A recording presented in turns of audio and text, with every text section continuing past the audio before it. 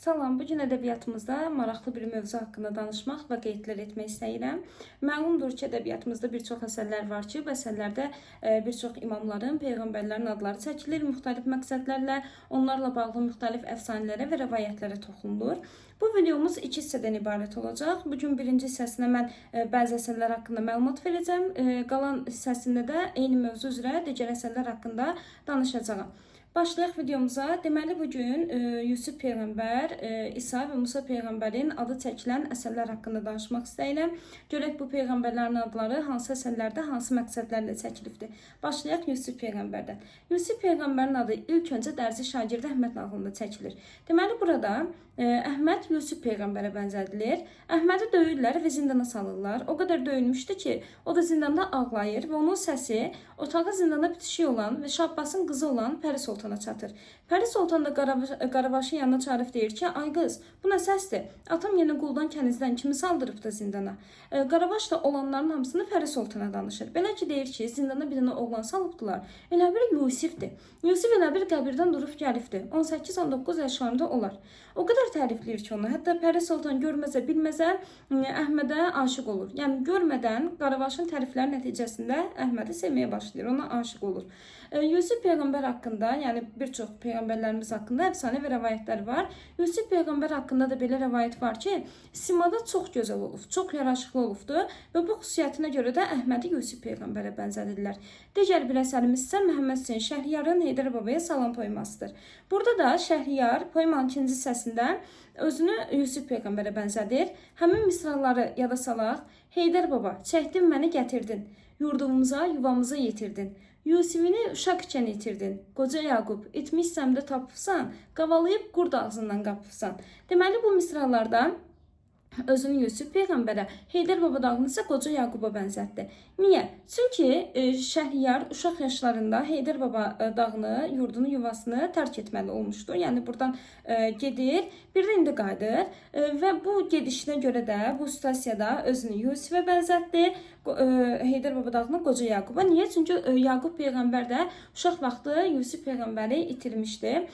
Bu situasiyada özünü, yəni Yusuf Peyğəmbərə bənzədir. Qurd ağzından qavalayıb alıbsan nə deməkdir? Bu məcazi mənadadır əlbəttə. Yəni burada deyir ki, sən məni böyük bir bəladan, dərddən qurtardın və yurdumuza, yuvamıza yetirdin. Bundan başqa, deməli Yusuf Peyğəmbərin adı bir də Hüseyn Cavidin Ana Mənzum faciəsində çəkilir.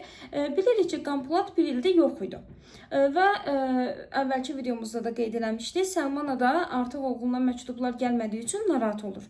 Daha sonra oğlundan məktub alır və özü də oxuya bilmədiyi üçün, bunu da qeyd edeyim ki, Səlma ana savadsız qadını idi, oxuya bilmirdi. Ona görə də məktubu qonşularında bir molla yoxdurur.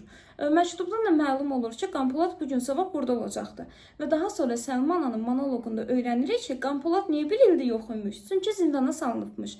Hətta bu xüsusiyyətinə görə də onu Yusifə bənzədir. Deyir, oğlum Yusif kimi bir müddətli zindandadır, amma şükür Allah deyə qurtulub gəlir. Hətta orada da qeyd edir ki, bir kağız parçası insan necə xoşbəxt edərmiş.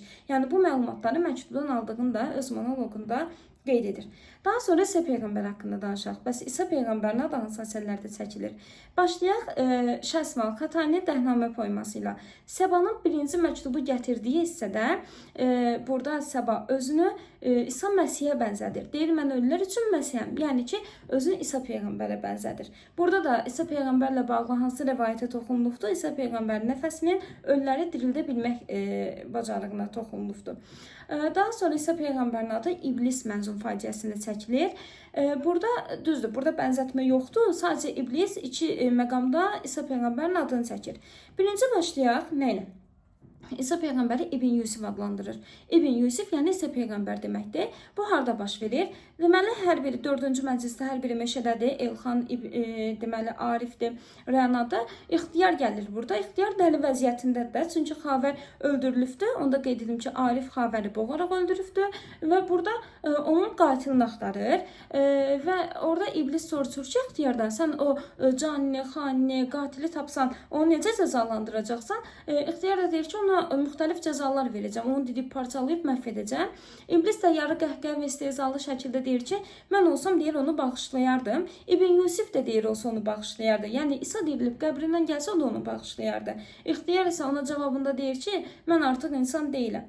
Yəni mən artıq canavaram və intiqam hissi ilə yaşayıram. Başqa bəs iblis faciəsində harda çəkilir İsa peyğəmbərin adı?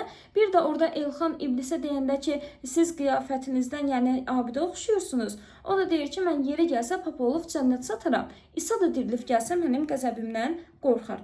Sonra başqa Qoca və Dəniz povestində adı çəkilir. Burada deməli qoca Santiago balıq tutur, marlin balığı. Balıq tez-tez tərpənir, kəndirdə tərpədir. Amma arada deməli dayanır. Kəndir də artıq tərpənməyəndə qoca orada təəccüb içində olur. Və Qadif deyir ki, onu mənə Həzrət İsa'nın özü yetiribdir. Gedə bilməz. Yəni İsa peyğəmbərin o balığı ona yetirdiyini düşünür və onu öz qisməti adlandırır ki, yəni gedə bilməz də o mənim qismətimdir. Sonra Güş qıl müxəmməsində Seyyid Əzmi Şirvaninin burada da deməli musiqinin təsir gücündən danışır və burada deyir ki, müğənninin nəfəsini İsa'nın nəfəsinə bərabər tut, özünü dirilt, ruhlar aləmini seyr elə, musiqinin zilini və bəmini eşit. Əgər aqilsənsə, o dünyanın qəmini hasar çəkmə. Bu dünyanın qəmlərinə musiqi ilə hasar çək. Yəni burada musiqinin təsir gücündən danışır və musiqini haram sayanlara qarşı gəlir. Həmçinin əlavə də qeyd edeyim, burada Davud peyğəmbərlə bağlı bir rəvayətə toxunulur.